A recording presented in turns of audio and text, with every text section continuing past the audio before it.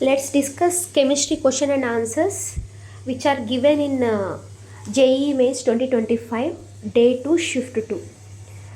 Either for mains or NEET for chemistry important questions, please subscribe to my channel. I will update all important things.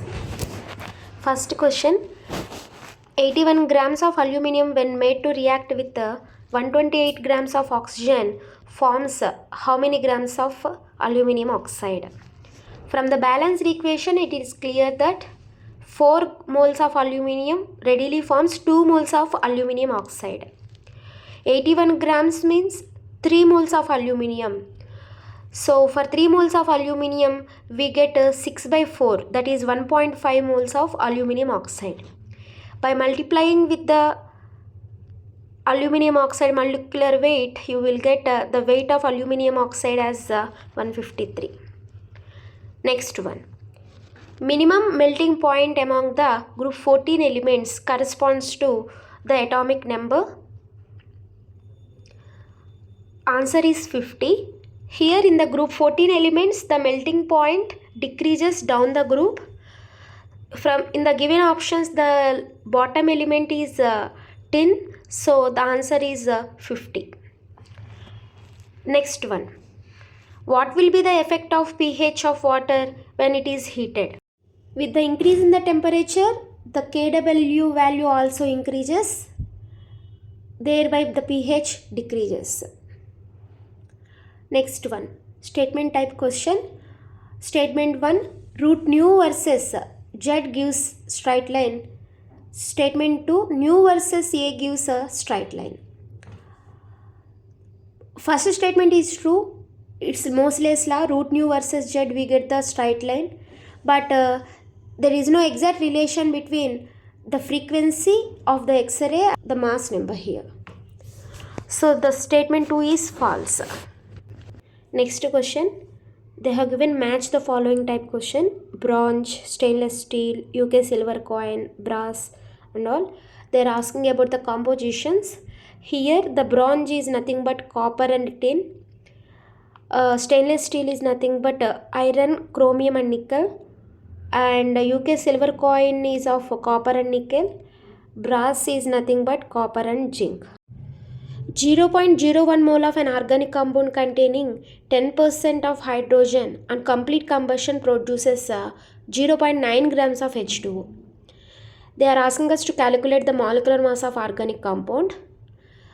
So here 10% of organic compound is of hydrogen means 0.01 into the molecular weight of organic compound, that is X into 10 by 100 will be equal to the 0.9 divided by 18 into 2, because in water the number of hydrogen atoms are 2. Thereby we get X value as 100.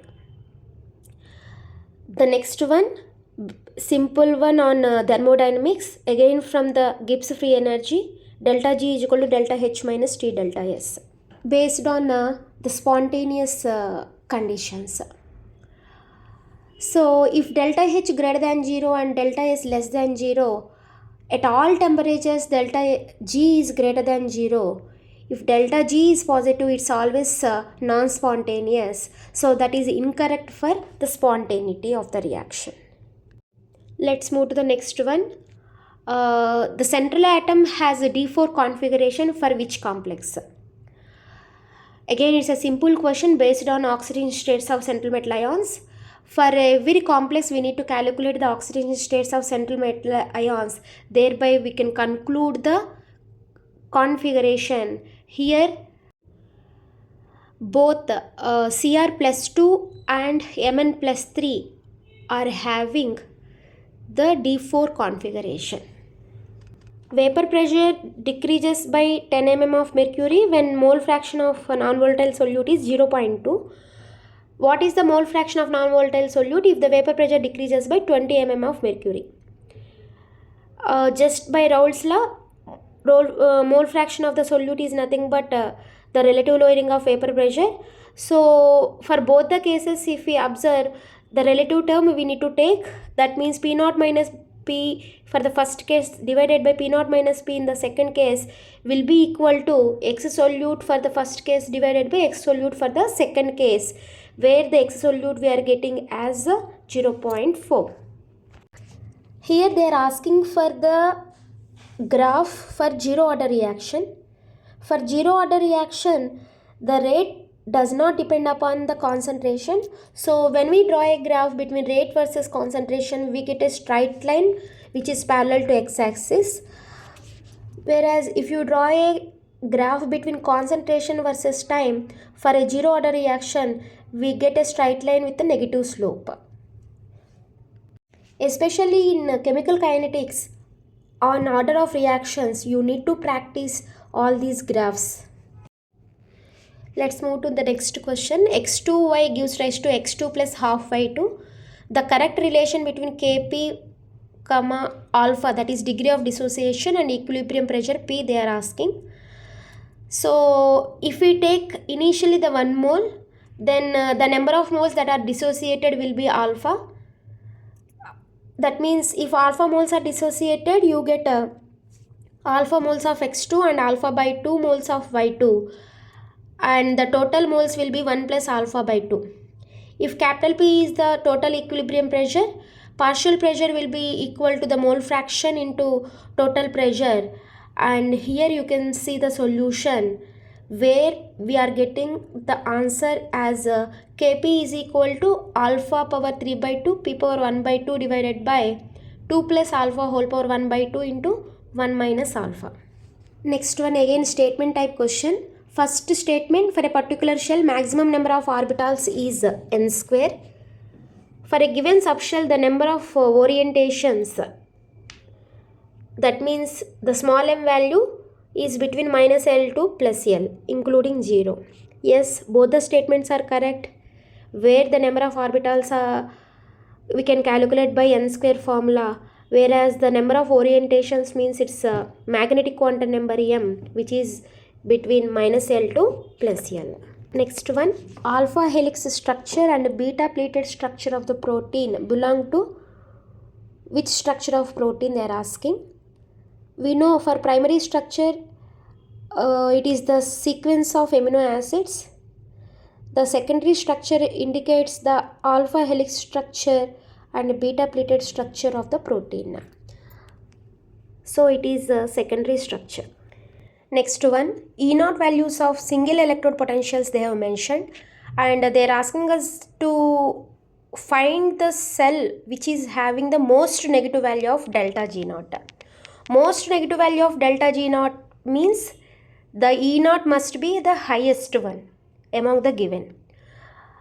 That we can predict without doing any calculation, and we have to take the highest reduction potential as cathode and the least reduction potential single electrode as a anode, where the magnesium acts as anode and silver acts as a cathode in this case.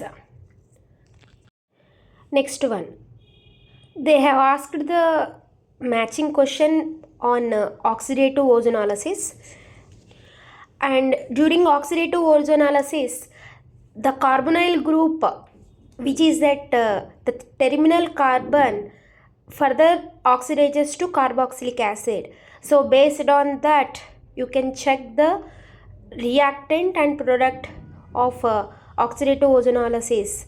Here A1, B2, C3 and D4 is the answer. Next, arrange the following compounds in the decreasing order of rate of hydrolysis. During the hydrolysis, the carbocation readily forms. So for the given alkyl bromides or aryl bromides, first we need to check their carbocation stability. So based on the stability of intermediate carbocations of the given compounds, we can say that the C rate of hydrolysis is more compared to D, then A, then B.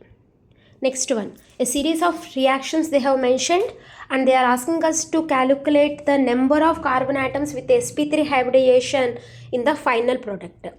So if we look at the first one, it is about the diazotization. The second one is coupling reaction. The third one is you can say just neutralization, and finally when it is the treated with alkyl bromide, the Williamson synthesis, we will get a ether here. So you can look at the final compound here. Next one, an ideal gas undergoes the following process from A to B, B to C, C to D, D to E. They are asking us to find out the work done. Here the work done can be calculated by calculating area under the curve. You can see the solution here where we are getting 3 P naught V naught as a work done on the system. Next one, find the total number of isomers possible for C4H8O. Only aldehydes and ketones they are asking for, and here you will get the 3 structures. 2 are aldehydes and 1 is ketone, so the answer is 3. In the next question, when chlorobenzene is treated with sodium hydroxide under high temperature and pressure, the compound is A, which is formed, and by treating with the oxidizing agent K2Cr2O7, what is the next product they are asking for?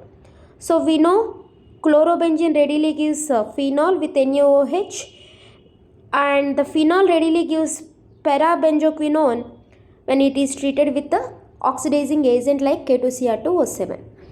Next one, A gives lead nitrate, and lead nitrate when treated with H2SO4, the compound is B. When it is treated with the K2CrO4, the compound is C.